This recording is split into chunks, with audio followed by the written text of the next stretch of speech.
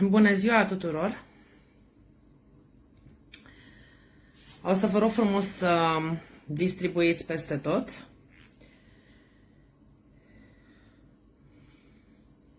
Pentru că este extrem de important să vă aduc la cunoștință ceea ce vă tot spun de ceva timp. Aseară s-a întâmplat ceva foarte grav, ceea ce vă avertizez că se va întâmpla de foarte mult timp, de peste un an. V-am spus că din cauza mizei cu privire la România, va fi cea mai cumplită campanie electorală unde vor exista asasinate politice. Aseară la Iași s-a întâmplat primul act de acest fel, după amenințările pe care le-am primit cu moartea și am formulat nenumărate plângeri penale, care evident se află pe masa procurorului general, pe masa procurorului de pe lângă Curtea de Apel Iași și așa mai departe. Ne-am trezit cu împușcături împotriva secretarului organizației Partidului SOS România, organizația Iași, în urma denunțurilor pe care le-am făcut împotriva mafiei imobiliare de la Iași și după ce 3 dintre persoanele implicate în mafia imobiliară Iași au fost reținute și deferite justiției. Anchetele sunt în derulare.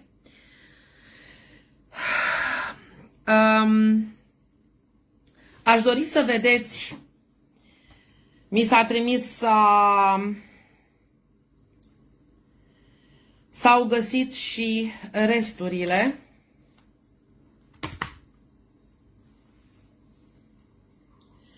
S-a tras efectiv cu glonțul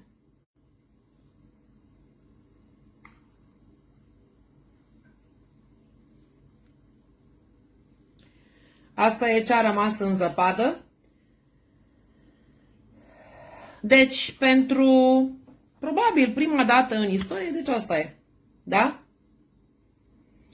Cartușul de la glonț. Persoana care a încercat să-l împuște pe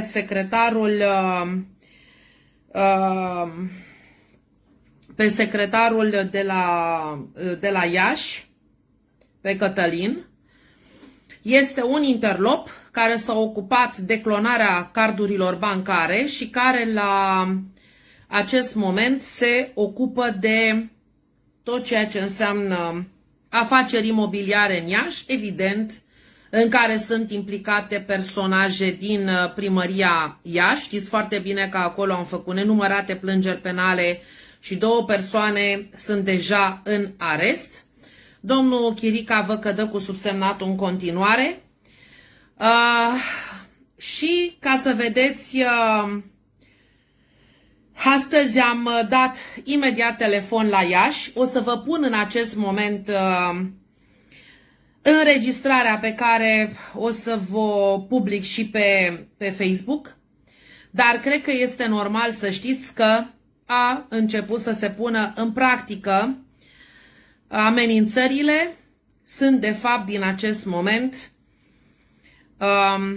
certitudini, pentru că pentru prima dată în istorie se pare că un partid politic, după 89 evident, un partid politic nou înființat deranjează atât de tare încât este nevoie să îl facă să dispară cu împușcături, cu amenințări cu moartea, drept pentru care aș vrea să știu și eu ce se întâmplă la parchetul general cu zecile de plângeri penale pe care le-am formulat împotriva persoanelor care m-au amenințat cu moartea, pe mine și copiii mei. Am cerut pază, am cerut protecție, am cerut asigurarea cabinetului parlamentar de la Iași Nu este prima dată când se întâmplă aceste lucruri. La cabinetul parlamentar de la Iași am avut nenumărate incidente cu amenințări, cu injurii,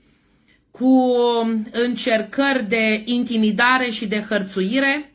Am sesizat poliția, consilierul meu de la cabinetul parlamentar Iași s-a dus la poliție de nenumărate ori, nu l-au lăsat nici să înregistreze plângerile,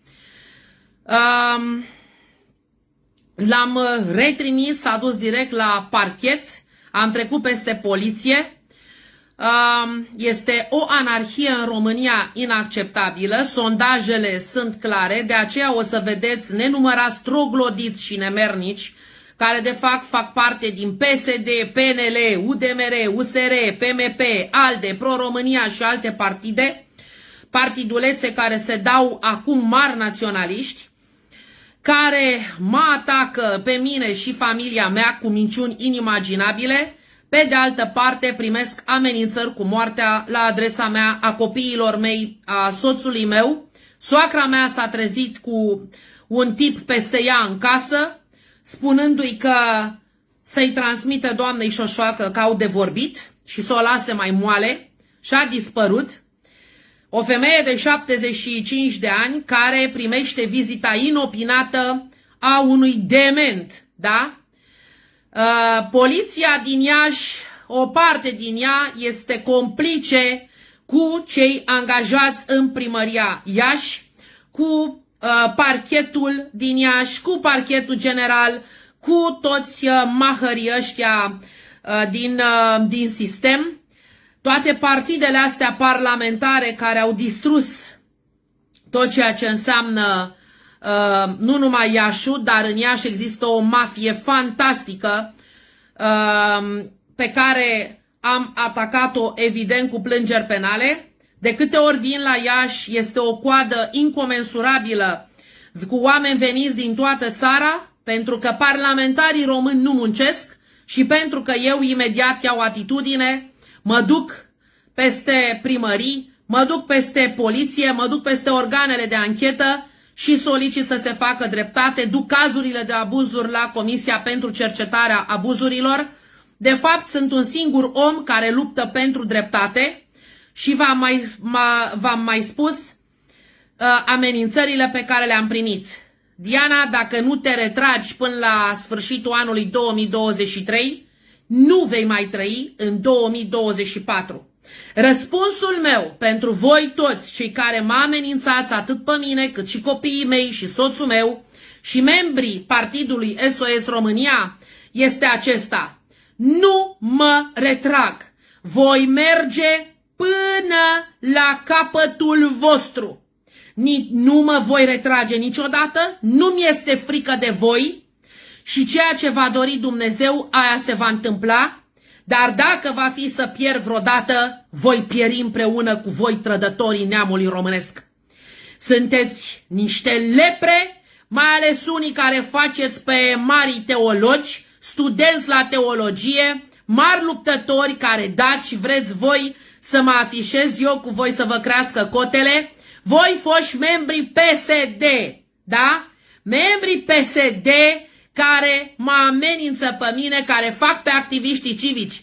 Ați ajuns acum toți membrii PSD, îl vă pe Ciolacu, că este înnebunit, că vai, 45% din taxele sunt taxe pe salariu. Nu ți-e rușine să-ți fie și ție și tot partidului tău de trădători ai României, când voi ați făcut cu PNL-ul și cu toți nenorociții care v-ați perindat pe la guvernare, voi ați făcut aceste lucruri, nu noi. Eu încerc să repar și să vă stopez toate mizeriile și trimiteți toate canalele, tot felul de avocați făcături care nici măcar nu au fost în stare să dea un examen, să intre în baroul acreditat și conform legii 51 per 95 și faceți parte din barou Bota și nu mai știu ce alte barouri care nu sunt recunoscute de lege. Unii care v-ați gândit să dați în judecată statul român, să fie condamnat statul român că nu puteți voi incompetenților și inculților să dați examene, voi mă atacați pe mine, mă? Puneți mâna pe carte, puneți mâna și învățați și munciți, troglodiților, lașilor și cerșetorilor. Voi care ați devalizat România, uitați-vă cum nenumărați acum, nenumărați politicieni, activiști civici, da? Fac pe mari creștini, fac pe mari credincioși, fac pe mari naționaliști și patrioți. Unde ați fost, nemernicilor, când ne judecam cu ei, când ne luam cu ei de gât? Nu vă e rușine să vă fie primiți bani de la PSD, PNL, UDMR, USR. Apropo, poliția, lăsați aburelile cu... Doamnă, poate secretarul dumneavoastră de la partid are probleme, poate nu se știe, poate chiar este un interlop. Bă, băiatule, bă. Omul ăla l-ați lăsat fără posibilitatea de a mai lucra. Pentru că primăria Iași, ca și primăriile din tot județul Iași, ca și din toată țara, nu fac altceva decât să facă afaceri cu firmele de partid. Iar ceilalți care încearcă prin muncă cinstită să facă ceva, nu sunt lăsați. Da? România nu mai este condusă de mult din interior. România nu mai este nici măcar o colonie. România este un stat mafiot care trăiește într-o anarhie cumplită, în care copiii sunt violați cu părinții de mână, părinții își vând copiii pentru prostituție, pentru organe. Că am scăzut la capitolul moralitate în această țară inimaginabil. Și atenție la manipulări, dragi români, pentru că de acum încolo încep manipulările. De aceea am hotărât să reiau toate live-urile mele ca în perioada pandemiei, astfel încât să vă trezesc și să vă explic tot ceea ce se întâmplă, să înțelegeți cine minte și de ce vă minte. Pentru că a început manipularea din campania electorală, astfel încât patrioții adevărați să nu se unească niciodată, din contră sunt instigați unii împotriva altora. Nu vă uitați la ăia de pe la televizor. Nu sunt adevărații patrioți. Uitați-vă la interesele din spatele lor. Uitați-vă cine v-a fost cu adevărat aproape. În 3 ani de zile nu v-am mințit odată. Toți au ajuns în acest moment să spună ceea ce o spun de 3 ani de zile. De aceea îi deranjează partidul SOS România. Nu s-a așteptat nimeni să înființez un partid. Toți au crezut că o să mă duc bacolo. N-am, băi, interesele voastre. Interesul meu, dacă era să stau la mine la cabinet să câștig bani ca la Balamuc. N-am nevoie să fur ca voi. De aceea, aseară, unul dintre membrii importanți ai conducerii SOS România a avut un atac armat, împușcat cu pistolul. Printr-o minune acest om s-a ferit și nu a fost împușcat letal. Vă rog să ascultați înregistrarea de astăzi de la poliție. În urma intervenției mele la poliție, imediat s-au deplasat unități de criminalistică pentru a investiga la fața locului ceea ce s-a întâmplat acolo.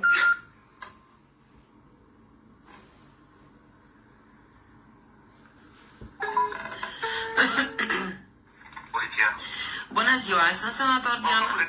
Nu mi-ați făcut nu a făcut nicio legătură, 2 secunde. Aș dori să vorbesc cu un organ de conducere de acolo, pentru că aici nu mă joc cu presa, nu-mi dați mie organe de presă, eu trebuie să vorbesc cu cineva. Am făcut nenumărate plângeri penale pentru amenințare cu moarte la adresa mea și a familiei mele. Acum se încearcă împușcarea unui membru al partidului SOS România de către interlop, după ce eu am intervenit în tot felul de probleme ale mafiei imobiliare și vreo 3 sunt la pârnaie. Deci vreau să vorbesc, vă rog frumos, cu cineva din conducerea Poliției Iași. Da, rămâneți la telefon. Vă mulțumesc.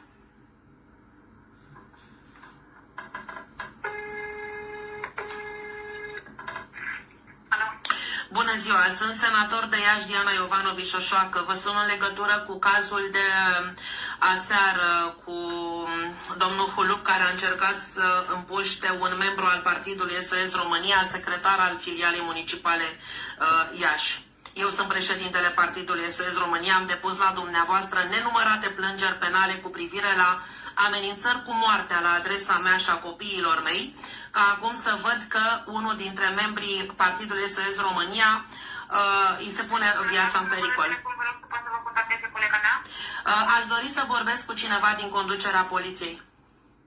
Momentan nu se poate. Eu sunt locul colegii mele, tocmai de aceea am rugămintea să... Colega dumneavoastră ce funcție are?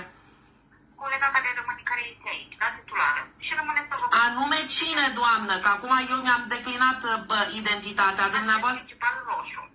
Și doamna agent principal roșu, ce funcție deține acolo, în conducere? La secretariat. Ne poate ia legătura cu domnul inspector șef, să îi spune problema și să vă contacteze. Tocmai de aceea v-am cerut un număr de telefon de dumneavoastră, ca să poată să revină ea cu telefon la dumneavoastră. Bun, și domnul inspector șef nu este acolo sau trebuie să dau telefon la domnul Bode? Momentan nu este în birou. Dacă era, vă spuneam. Ce să v-am cerut numărul de telefon? Da, 0722 Da, 760 da. 038. Și vă rog frumos să-i transmiteți, vreau și eu să știu stadiul tuturor plângerilor mele cu privire la amenințările cu moartea. Sigur că da. Îi transmit și după care să vă spune. Vă mulțumesc frumos. La revedere. Numărul de telefon al Poliției Iași este 0232 302 003. Puteți să verificați acest lucru. Imediat după ce am făcut acest apel și am solicitat să se verifice ceea ce se întâmplă în acest moment, echipa de criminalistică s-a deplasat acasă la membru SOS România, la domnul secretar. Eu vineri voi fi în Iași, mă voi deplasa personal la poliția Iași, la parchet și vreau să știu și eu până vineri ce se întâmplă, pentru că din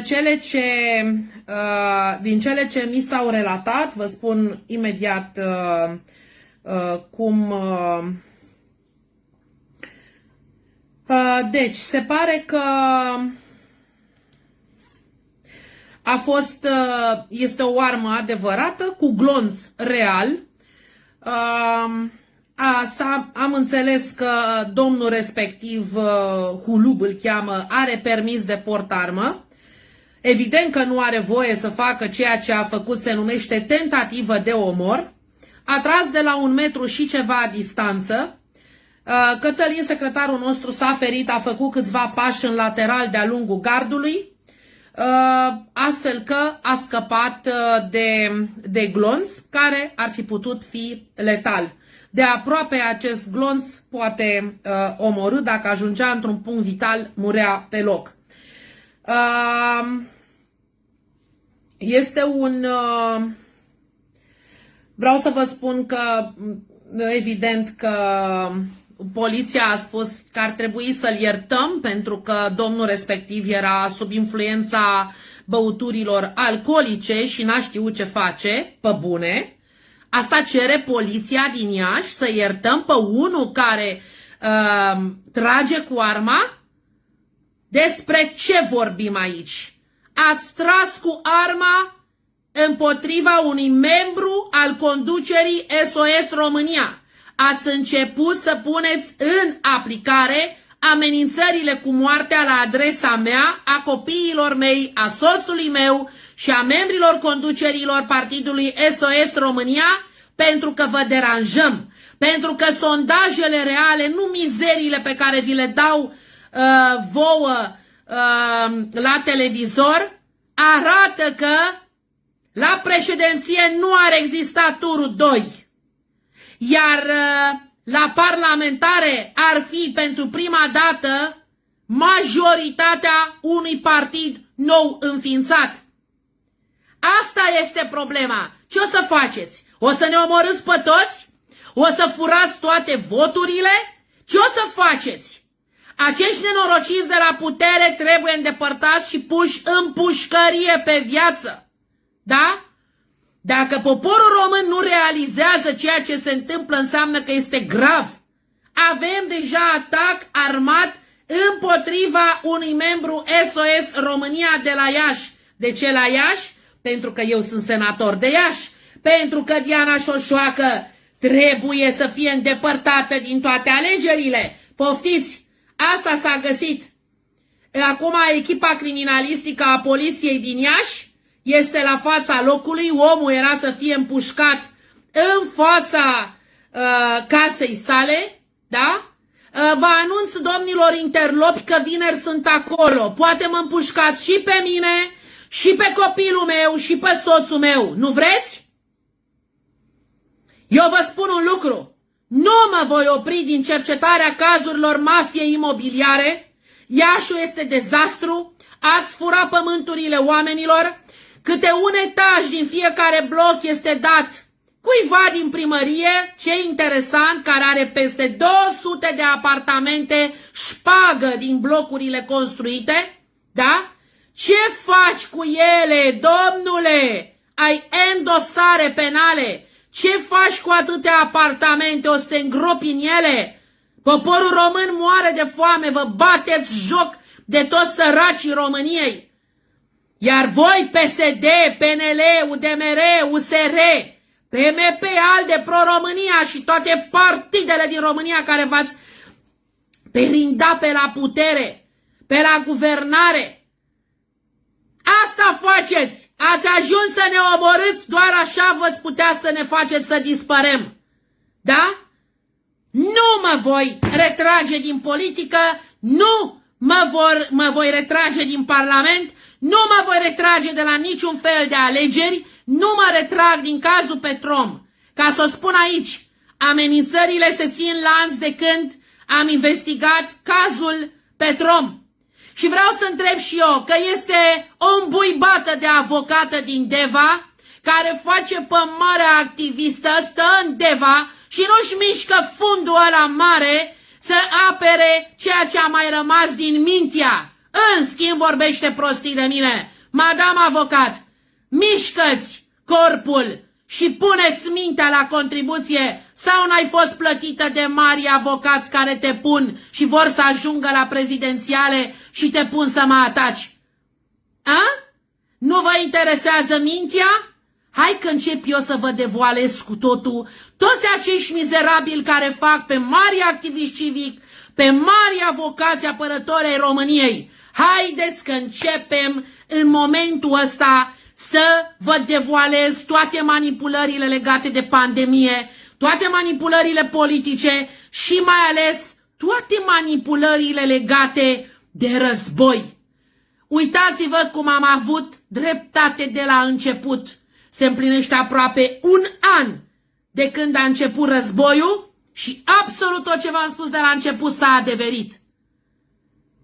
Aveți grijă, oameni buni, ce credeți. Pentru prima dată după 89 s-a întâmplat în politică, bine, mulți au fost omorâți. Corneliu Vadim Tudor, și mi-asum ceea ce spun pentru că am aflat, a fost omorât. Antonie Iorgovan a fost omorât. Adrian Păunescu a fost omorât. Pruteanu a fost omorât. Mulți din oamenii politici care au luptat pentru România au fost omorâți, fie prin otrăvire, fie prin iradiere. Știu foarte bine ceea ce spun, dosarele de omor ale lor sunt deținute de SRI și SRI-ul ar trebui să iasă la înaintare să spună tot ceea ce se întâmplă. SIE deține și el foarte multe date cu privire la aceste fapte. Mizeria cu distrugerea Transilvaniei anul acesta și SRI și SIE sunt implicate și știu foarte bine ce este acolo, da? Au numai de la mine materiale de anul trecut când le-am depus și eram împreună cu Lazarus. Știu foarte bine și știu foarte bine ce aveau de făcut. UDMR-ul trebuie să fie scos în afara legii. Orban nu are ce căuta în România. Maia Sandu nu are ce căuta în România. atenție la toți străinii care ne calcă pragul. Este inadmisibil ceea ce s-a întâmplat la Iași, pentru că am început deja de la amenințări să se treacă la fapte. Și vă rog să vă aduceți aminte că tot la Iași s-a întâmplat o crimă abominabilă în urmă cu 22 de ani. Asasinarea liderului salariaților de la Tepro Iași, domnul Virgil Săcleanu, care a fost omorât pentru faptul că a încercat să salveze Tepro Iași de la faliment și de la vânzarea nenorocită și să salveze angajații de acolo. Deci, să înțeleg că ceea ce s-a întâmplat la Iași ieri cu secretarul organizației județene Iași al Partidului SOS România, al cărui președinte sunt eu, este un avertisment la adresa mea, pentru că sunt implicată în stoparea privatizării Mintia, în recuperarea Petromului și pentru legea respectivă de abrogare a legii 555/2004, care ar readuce Petromul în patrimoniul României. Mi s-a cerut să scot și să renunț la această inițiativă legislativă. Îi mulțumesc domnului deputat Ciprian Ciubuc, pentru că săptămâna trecută, miercuri, a solicitat în plenul Camerei Deputaților punerea pe ordinea de zi a PLX 236/2022, prin care am cerut abrogarea legii 555/2004 de privatizare a Petrom, și am să vă rog pe toți, trimiteți către toate site-urile Senatului și Camerei Deputaților, pe toate adresele de mail ale tuturor partidelor parlamentare și nu numai. Trimiteți solicitări să fie cu sutele de mii pentru ca deputații să voteze PLX 236/2022. Este raport de respingere, ei trebuie să voteze împotriva raportului de respingere. Dacă nu, înseamnă că au trădat.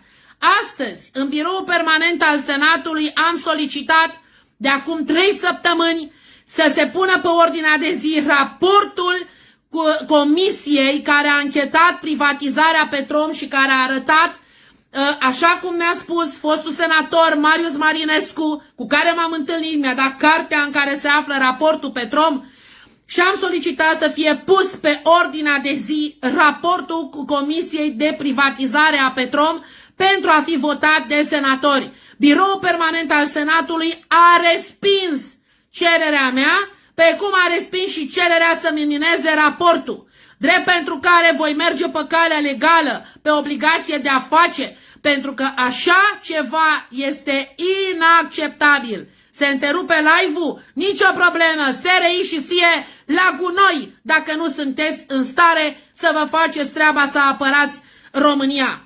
Trimiteți mesaje tuturor deputaților să voteze PLX 236/2022, astfel încât Petromul să revină la patria mamă. Nu mă voi opri din acea societate pe acțiuni pe care o înființăm împreună cu soțul meu și cu Mihai Rapcea, prin care poporul român, prin subscriere publică și cumpărare de acțiuni, vom putea să fim acționari la hidroelectrica, la nuclear electrica, la Poșta Română, oriunde, pentru că în acest moment hidroelectrica este pusă pe masa guvernului pentru a fi vândută. Deci, nu mă interesează că mă omoară, că nu mă omoară. Până când voi mai avea viață în mine, și eu, și copiii mei, și soțul meu, și toți membrii Partidului SOS România, care sunt oameni curajoși, nu mă voi da înapoi și voi merge înainte cu absolut toate aceste acțiuni ale mele. Poliția română, domnul Bode, să mă scutești de manipulările voastre, da? Prin care acuzați că omul meu nu știu ce relație a avut. Sunteți mincinoși ordinari și de fapt prin intermediul interlopilor nu faceți altceva decât să vă puneți în aplicare amenințările cu moartea la adresa mea și a familiei mele. Nu mă speriați, nu mă interesează toate amenințările voastre, nu sunt singură, am peste 70% din poporul român cu mine și vă spun un singur lucru, vă facem praf! Timpurile voastre au apus. Este cazul să încetați cu mizeriile, pentru că oricum la putere nu veți ajunge decât dacă veți fura, iar în momentul ăla, și știți foarte bine ce se va întâmpla, va fi revoluție. Atenție ce vă spun! Încetați cu amenințările cu moartea, că nu mă sperie. Să nu-mi iau eu armă și să fiu în legitimă apărare. Pentru că eu nu ratez nimic. Atenție ce vă spun. Mă atacați pe mine, familia mea, membrii partidului meu. Voi fi în legitimă apărare. Din acest moment, pentru faptul că ați încercat să-mi omorâți un om din partidul SOS România, veți avea parte de o luptă de gherilă. Voi ați provocat-o, voi aveți ceea ce ați provocat. Atenție foarte mare! Domnule Ciucă, domnule Iohannis, domnule Bode, nu te juca, nu vă jucați cu mine. Nu vă jucați cu partidul SOS România. Nici nu știți cum se va întoarce roata. Nu mă opresc aici, din contră. Îmi voi continua toate investigațiile pe care le-am început. Mai mult, am nenumărate alte investigații în curs de desfășurare. Nu mă voi opri nici cu investigația de la Lacul Roșu și serviciile secrete ungare. Nu mă voi opri să spun moldovenilor de peste Prut adevărul despre Maia Sandu. Nu mă voi opri din nimic din ceea ce aduce adevărul la suprafață. Nu mă voi opri din nimic din ceea ce vă va da jos și vom scăpa de voi pentru totdeauna, pentru că ați măcelărit acest popor, l-ați distrus, ne-ați distrus copiii, ne-ați distrus viitorul. Oameni buni, din acest moment vom începe din nou seria live-urilor pe Facebook, pe TikTok, peste tot, astfel încât să înțelegeți că nu trebuie să vă mai lăsați manipulați. Nu mi-e frică de gloanțele voastre, nenorociților, interlopilor și cine ar mai fi, da? Și pentru cei care nu au fost prezenți, încă o dată, înregistrarea de la poliție.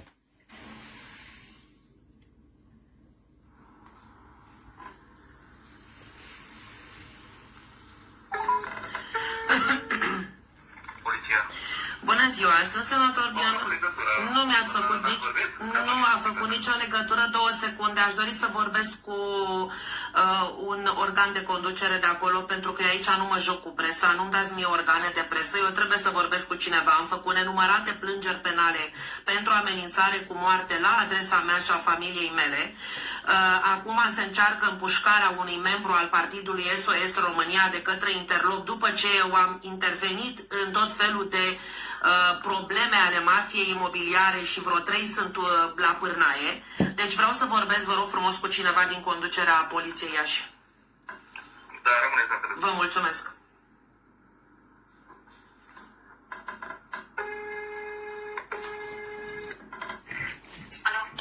Bună ziua, sunt senator de Iași, Diana Iovanovici Șoșoacă. Vă sun în legătură cu cazul de aseară cu domnul Hulup, care a încercat să împuște un membru al partidului SOS România, secretar al filialei municipale Iași.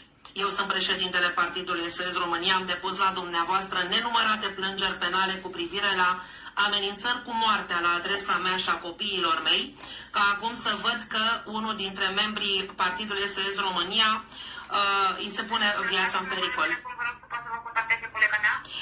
Aș dori să vorbesc cu cineva din conducerea poliției. Momentan nu se poate. Eu sunt în locul colegii mele, tocmai de aceea am rugămintea să... Colega dumneavoastră ce funcție are? Colega care rămâne, care este aici, da, titulară. Și rămâne să vă... Anume cine, doamnă? Că acum eu mi-am declinat identitatea dumneavoastră. Principal roșu. Și doamna agent principal roșu, ce funcție deține acolo, în conducere? La secretariat. Ne poate ia legătura cu domnul inspector șef, să îi spune problema și să vă contacteze. Tocmai de aceea v-am cerut un număr de telefon de dumneavoastră ca să pot să revină ea cu telefonul la dumneavoastră. Bun, și domnul inspector șef nu este acolo sau trebuie să dau telefon la domnul Bode? Momentan nu este în birou. Dacă era, vă spuneam. Ce să v-am cerut numărul de telefon? Da, 0722 Da, 760 da.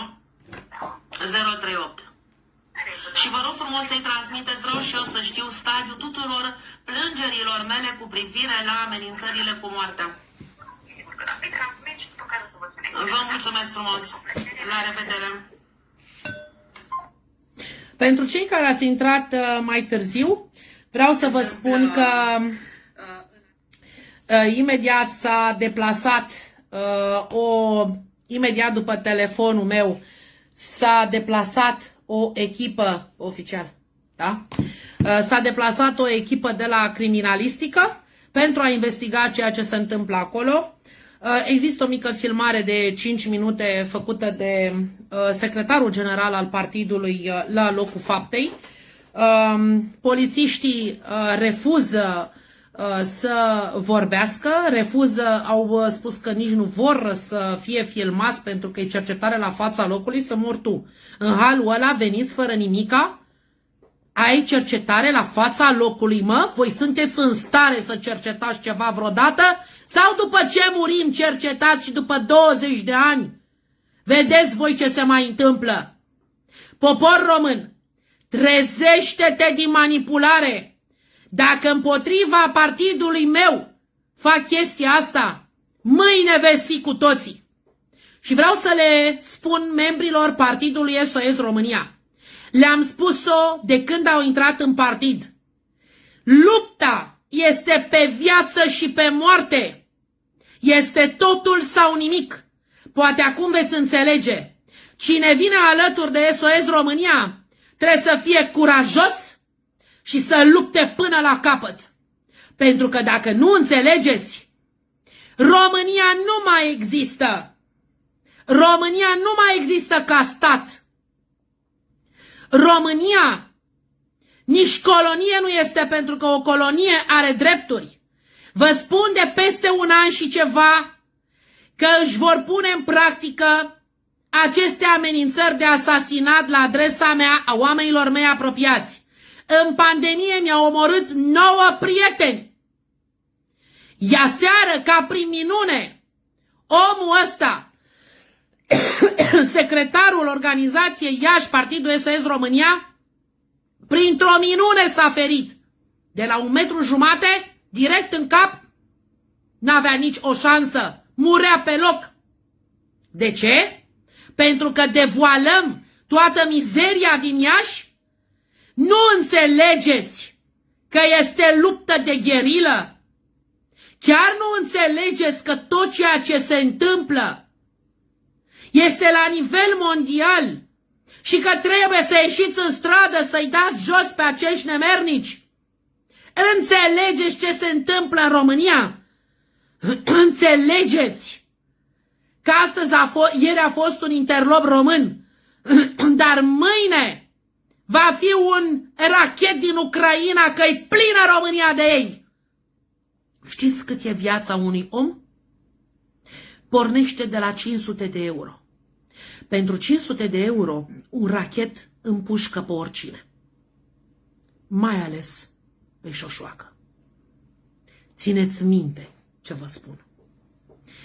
S-a ajuns în punctul pe care vi l-am anunțat. Nu mai puneți botul la manipulări. Nu mai puneți, nu mai credeți toți stâmpiții. Da? Și patrioții falși. Că masoană, că anticristă, că bă, nenorociților.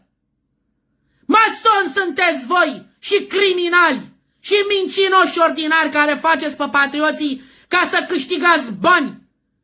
Toate conturile voastre sunt pline de dați bani, Să mor tu! Pune mâna și muncește și pe banii tăi fă ceva! Mincinoșilor! Niciodată nu v-ați adunat cu adevărat pentru a face ceva pentru România! Sunteți niște fătălăi, vorba lui Dana Budeanu. Care dreptate femeia aia? Vreți maniere? Vreți să nu se mai țipe? Pe bune? Vai, domnule, vă rog frumos, îmi cer scuze că vă deranjez, ați putea să nu mai îndreptați, vă rog frumos, pistolul înspre mine și să nu cumva să trageți, vă rog frumos, poate vă și prezentați. Pe bune? Sunteți stâmpiți? Dacă nu eram eu cu răcnetul meu în pandemie, erați morți. Dacă nu eram în Parlament să țin isonul străzii și să îndemn strada și să fac tot ceea ce am făcut în Parlament, eram distruși. Australia 2. Să țineți minte ce vă spun. Puțin îmi pasă de jignirile voastre. Puțin îmi pasă de acuze. Puțin îmi pasă că mă acuzați că nu știu ce fițe și figure am. N-am nicio fiță și o figură. Și pentru cei care vorbesc de ciolan, Parlamentul României este ciolanul absolut. Niciunul de acolo, în afară de câțiva pe care vi-am menționat că au și fost omorâți, nu a ieșit sărac de acolo. Acolo se fac cele mai mari afaceri și cu mafia și cu toată lumea. Diferența între mine și ei e că eu am rămas la toate rece. Nu m-a interesat ciolanul, nu m-au interesat afacerile mizerabile. Apropo, marea majoritate a parlamentarilor fac afaceri cu mafia și interlopii. O mare parte din poliție și parchet se ocupă cu vânzarea de droguri și cu traficul de carne vie. Ei știu că în momentul în care voi ajunge la putere, sunt terminați. De aceea încearcă să ne omoare de acum. Nu o să reușiți. Din acest moment, războiul a început. Este totul sau nimic. Pentru voi mizeriile de la guvernare și din Parlament, pentru toți trădătorii de țară, pentru toți fățarnicii de așa ziși patrioți. Răspunsul meu, în calitate de avocat, senator și președinte al partidului SOS România, în numele partidului SOS România, vă spun atât. Noi nu uităm, noi nu iertăm, noi suntem pedeapsa voastră.